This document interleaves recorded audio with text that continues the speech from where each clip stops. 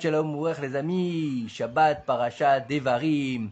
Je voudrais dédier ces quelques paroles de Torah pour l'anniversaire de mon épouse, Mathilde Daoud Batsarak. Que Kadosh Baruch Hu lui donne une longue vie, une bonne santé et tout ce qu'elle désire, Be'ezrat Hashem, et que tous ses souhaits se réalisent. Et je voudrais bien sûr dédier ces quelques paroles de Torah pour la Refoua Shelema de ma maman, Rivka Bat Rachmona. Que Kadosh Baruch Hu lui donne une longue vie. Il faut savoir qu'aujourd'hui, ce Shabbat, nous rentrons aussi bien en Chutz Laaretz qu'en Eretz Israël, dans le dernier livre de la Torah, le Sefer Devarim, le livre qu'on va appeler le Mishneh Torah, c'est-à-dire le testament de Moshe Rabbeinu. Il faut savoir que ce livre, on a l'impression qu'il est très long parce que dedans il y a des parachutes très très longues, mais en fait, il est pas très long. Ce livre, en fait, c'est 36 jours avant que les Bnei Israël, ils rentrent en Eretz Israël. 36 jours où Moshe Rabbeinu va expliquer aux enfants d'Israël qu'est-ce qui va se passer et qu'est-ce qui est le lien avec la Torah. Et comment est-ce qu'ils devront se comporter en Eretz Israël. Et pendant 36 jours, Moshe Rabbeinu va leur faire va leur expliquer en leur faisant des remontrances, en leur expliquer qu'est-ce qui s'est passé, en leur expliquant qu'il ne faut pas réitérer toutes les erreurs passées depuis la sortie d'Égypte. Et en fait, comment est-ce qu'on sait que le Sefer Devarim, il va durer aussi peu de temps, 36 jours? Eh bien, il y a marqué Ele Adevarim. Ele Adevarim, Ele, si on prend la lettre Aleph, Lamed et He. Aleph, c'est 1, Lamed, c'est 30, et He, c'est 5. Donc, ça fait 36. 36 jours, Moshe Rabbeinu, jusqu'à sa mort, il va faire des remontrances au Bnei Israël. Mais alors, quand on parle de remontrances, attention, il n'est pas en train de leur taper sur la tête en disant vous êtes comme ci, vous êtes comme ça, vous êtes comme ça, vous êtes comme ça. Non! Moshe Rabbeinu, dans la paracha de la semaine, on va voir qu'il va rappeler les endroits où les Bnei Israël sont allés. Mais on l'a déjà fait dans la paracha Massé. À quoi ça sert? Dans la paracha Massé, on parle des 42 étapes que les Bnei Israël vont faire depuis la sortie d'Égypte jusqu'à l'entrée en Eretz Israël. Et là, nos sages nous disent non, pour pas les froisser, pour pas leur faire honte, Moshe Rabbeinu leur expliquait par allusion les fautes qui s'étaient passées. Parce qu'en fait, il faut savoir que là, on est dans la nouvelle génération, celle qui a suivi la génération qui est sortie du désert, mis à part les femmes. Tous les hommes de la génération qui sont sortis d'Égypte, ils sont morts dans le désert à Tisha B'Av. Et là-bas, Moshe Rabbeinu, il va leur expliquer par allusion, ne réitérez pas les fautes de vos pères. Bédizahav, il va leur dire, nous étions à Bédizahav. C'est quoi Bédizahav? Là-bas, c'est où il y a eu le veau d'or. Bachatserot, c'est là-bas où il y a eu les fautes. D'autres fautes. Chaque endroit qu'il va dire, Mol Souf.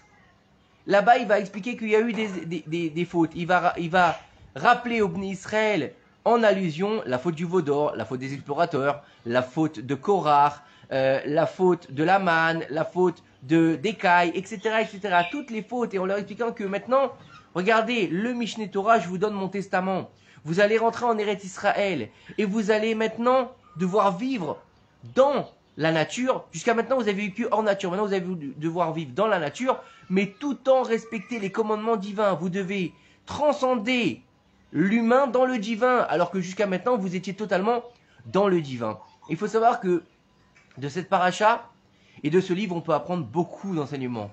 Et il faut savoir que tous les livres de la Torah, les 4 livres, Bereshit, Shemot, Vaikra, Bamidbar, ont été écrits par Moshe Rabbeinu sous l'ordre d'Akadosh Baruch Hu.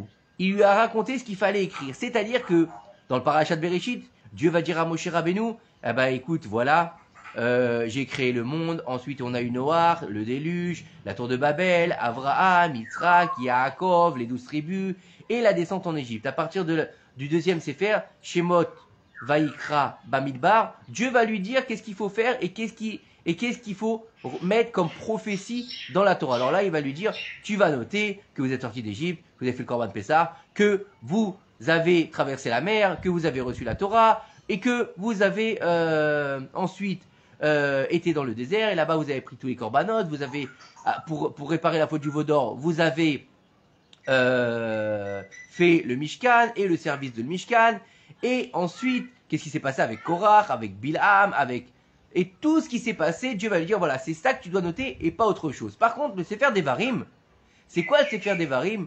C'est le Sefer où Ele Adevarim Asher Diber Moshe. Voici les paroles que Moshe il a dites au Béné Israël. C'est quoi la différence? D'habitude on dit Vaïdaber Hashem El Moshe les morts. Dieu a dit à Moshe en ces termes.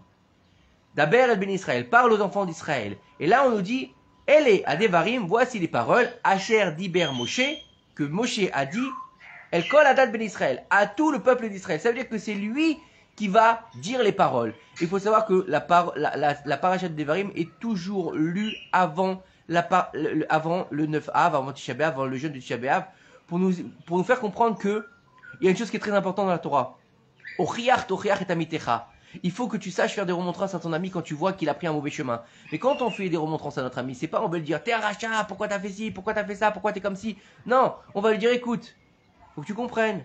Voilà l'importance de la chose, comme ci, comme ça, la Torah, les mitzvot, faut que tu te rapproches. Et toutes les personnes ne sont pas capables de recevoir des remontrances au même niveau. Certains, ils ont besoin qu'on les prend et qu'on va les brosser dans le sens du poil. D'autres, ils ont besoin de rigueur pour comprendre. D'autres, ils ont besoin d'un peu d'électrochoc pour comprendre, d'accord? Des personnes, tu leur fais pas d'électrochoc, ils vont rester comme des loukoums et ils bougeront pas. D'autres personnes, si tu leur fais l'électrochoc, ils vont se braquer, ils arriveront pas. Ils vont dire, vous fanatiques de rabbin.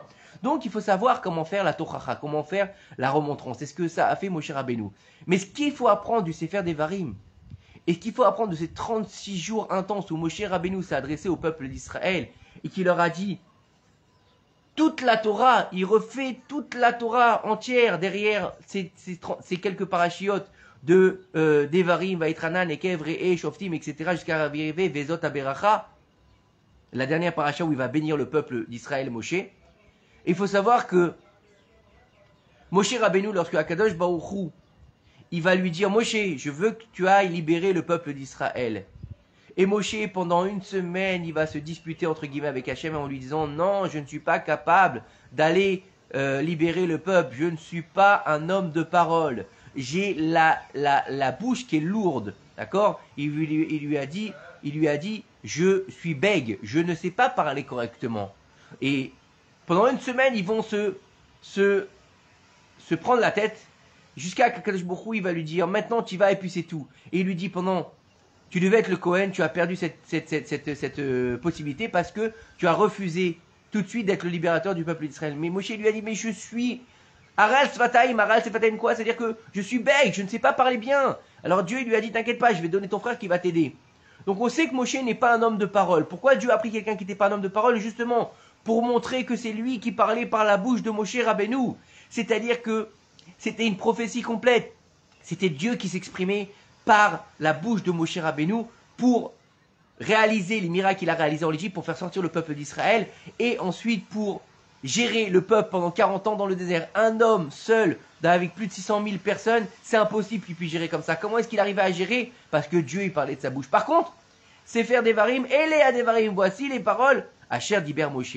Et Elé, aussi, il faut savoir que Elé, c'est les initiales de Afkat Lashon Hara. Ça veut dire quoi? Ça veut dire que Moshe leur dit préservez-vous de Devarim, ces paroles de Lashon Hara. Ne dites pas des paroles de Lashon Hara. La Sinatrinam et le Motzi Shemra et le Lashon Hara qui sera fait dans le Beth Amikdash, ne le faites pas parce que on lit pas la paracha comme une paracha qui s'est passée il y a plus de 2000 ans. C'est aujourd'hui. On veut réparer, on veut reconstruire le Beth Amikdash. Il faut réparer la parole, il faut réparer la Sinatrinam et le Motzi Shemra et le Lashon Hara qui a été les choses qui ont détruit le Beth Amikdash, le deuxième Beth Amikdash. Et donc, Moshe, il n'était pas un homme de parole. Comment est-ce qu'il peut faire un séfer entier où il va dire au Bnei Israël son testament? Écris-le, si tu ne sais pas parler, écris-le. Non. De là, on apprend que En davar omed lifna ratzon. Il n'y a rien qui peut se lever contre la volonté. À partir du moment où tu as la volonté, tu peux passer de Moshe Rabbeinu, celui qui n'a pas de bouche et qui ne sait pas parler, à celui qui va dire le Sefer Devarim en entier, Elé à Devarim, Asher Diber Moshe. Tu passes d'un homme qui est né d'un père et d'une mère, d'accord, qui est donc un homme normal, tu deviens Ish Elohim. C'est quoi Ish Elohim? Moitié homme, moitié ange. Tu es capable de te tenir devant Akadosh Baruch Hu, panim el panim. Moshe Rabbeinu, c'est pas un ange. Moshe Rabbeinu, c'est pas un sorcier. Moshe Rabbeinu, c'est pas comme les histoires qu'on veut nous raconter, comme Jésus, etc. Non, non. C'est un homme, il a un papa, il a une maman, il est né normalement. Bon, d'accord, il était prématuré, mais il est né normalement. Il est né par les voies normales, sa mère l'a accouché, il y a eu une conception normale, il n'y a pas de choses bizarres derrière, il n'y a pas d'immaculée conception. Et il a réussi à se tenir panim el panim, face à Akadosh Baruch Hu. Il a réussi à être le prophète d'Israël, où Dieu lui dira, il n'y a jamais eu, il n'y aura jamais un prophète comme Moshe qui a parlé avec moi, panim el panim. Et que toute la Torah Kula, elle s'appelle au nom de Moshe, Torah Moshe Avdi. Et là, on doit comprendre que quoi, que il n'y a rien qui peut se lever devant la volonté. La volonté, c'est ce qui nous permet de se réaliser en tant que ce qu'on veut être. On a toujours des excuses. Je peux pas, je ne sais pas, je ne peux pas, je n'y arriverai pas, c'est pas possible, c'est trop difficile. Comment je vais faire? Oh, tu vois pas, j'ai pas la cerveau pour. Oh, Moshe Rabbeinu, il était bègue. Il a été ballotté entre le palais de Pharaon et Goshen. Il était censé être prince d'Égypte. L'histoire du prince d'Égypte, c'est pas une histoire qui est inventée. Il était prince d'Égypte. Il aurait pu être le prince, même le roi d'Égypte. Non, il a préféré aller devenir un berger dans les troupeaux de Midian pour Yitro, son beau-père. Mais t'avais tout pour gagner. Tu vas t'embêter avec un peuple qui va te prendre la tête pendant 40 ans. Oui.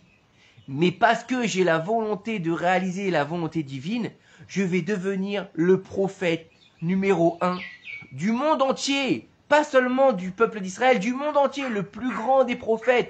Toutes les grandes religions, et même les petites religions, elles se réfèrent à qui? Moshe Rabbeinu. Il n'y a pas, c'est Moshe Rabbeinu, Moshe notre maître. C'est pour ça qu'il ne s'appelle pas Avinu. Rabbeinu, c'est le Rav de la tête. C'est la tête de tous les rabbanim, de toutes les sagesses, quel que soit le peuple, quelle que soit la nation, c'est Moshe Rabbeinu. Bien sûr, on va pas dire c'est comme Moshe, parce qu'on va dire c'est comme Mahomet, c'est comme Jésus, c'est comme Bouddha, oui, mais eux, ils se réfèrent à qui? Ils se réfèrent à Moshe Rabbeinu, tel point que Gandhi, il avait dit, je crois que c'est Gandhi, il avait dit à un homme qui était venu le voir pour se convertir au bouddhisme, il lui avait dit, attends, je comprends pas, tu viens me voir à moi, Gandhi, alors que toi, tu as la vérité. Va voir la vérité, va chercher la vérité, va étudier la Torah de Moshe. Moi, je suis juste quelqu'un qui va copier et qui va prendre ce que je veux et qui va en faire ce que je pense. Mais toi, tu as la vérité, va voir la vérité. Torah Moshe Avdi. Tu peux passer de quelqu'un qui n'a pas de parole à celui qui va dire, Hele Adevarim Asher Diber Moshe, qui va pouvoir expliquer au Bnei Israël le Mishneh Torah, le livre qui relie toute la galoute à Eretz Israël, le livre des halachot d'Eretz Israël, celui pourquoi on est sorti d'Égypte, celui pour lequel on doit vivre sa Torah pour Eretz Israël, parce qu'il n'y a pas de Torah sans Eretz Israël. On est en galoute depuis plus de 2000 ans, ça veut dire quoi? Même si aujourd'hui les gens reviennent en Eretz Israël, on est encore en galoute. C'est pas qu'on n'est pas en galoute, on est encore en galoute, même sur notre terre, parce qu'on vit pas avec notre Beth Amikdash, avec le Mashiach, avec un dévoilement divin. Depuis 2000 ans, Dieu il a plus de maison.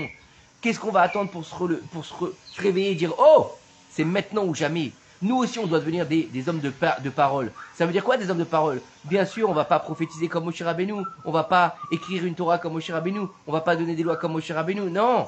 Mais prends un exemple sur Moshe Rabbeinu que En Davar Omeli Fenaratzon. Ele Adevarim, sache garder tes paroles. Sache faire le tri quand tu vas parler. Comme on dit en français, tourne cette fois ta langue dans ta bouche. Essaie de garder ce que tu vas dire. Tu veux dire de la Shonara? Ferme-la. Tu veux raconter des choses sur quelqu'un? Ferme-la. Même si c'est la vérité. Au contraire, c'est du lachonara. Justement, sinon c'est du Afkat, lachonara. Ferme-la. Tu n'aimes pas ton voisin, aime-le pour ce qu'il est. C'est pas grave. Si tu as un voisin comme ça, c'est que Dieu il l'a voulu. Respecte ce que Dieu il t'a donné et fais en sorte de rapprocher les cœurs, rapprocher le peuple comme Moshe il a fait. Quand il a fait les remontrances, il l'a fait en insinuation. Il l'a fait avec douceur, avec cœur, avec amour, avec cerveau, avec son cerveau, avec esprit. Il n'a pas commencé à crier, il n'a pas commencé à les insulter, il n'a pas commencé à les frapper. Comprends que chaque personne en fonction de comment il réagit. Et que comme ça, Bezrat Hashem, en sachant te gérer en fonction de la situation, en fonction de la personne qui est en face de toi, toi aussi tu deviendras un homme de parole et un homme qui est capable de recevoir la prophétie. Parce que chacun de nous, il a une neshama, et la neshama, c'est un morceau d'Akadosh Baruch Hu complet, et donc il est capable d'être relié directement à Akadosh Baruch Hu. Et s'il est relié directement à Akadosh Baruch Hu, il est capable de recevoir la prophétie. Peut-être pas au niveau de Moshe Rabbeinu, mais à notre niveau d'aujourd'hui. On est tous des prophètes en sommeil, mais il serait peut-être temps, en fait, de se réveiller et de faire la volonté d'Akadosh Baruch Hu pour faire venir enfin le Mashiach Bimera Bemnu.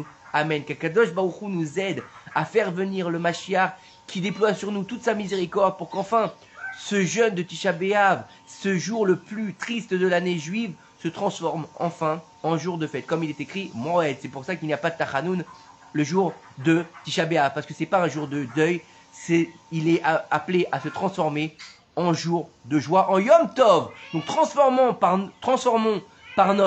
nos actions et par nos pensées et par nos paroles ce jour de deuil en jour de joie. Shabbat Shalom ou Mevorach.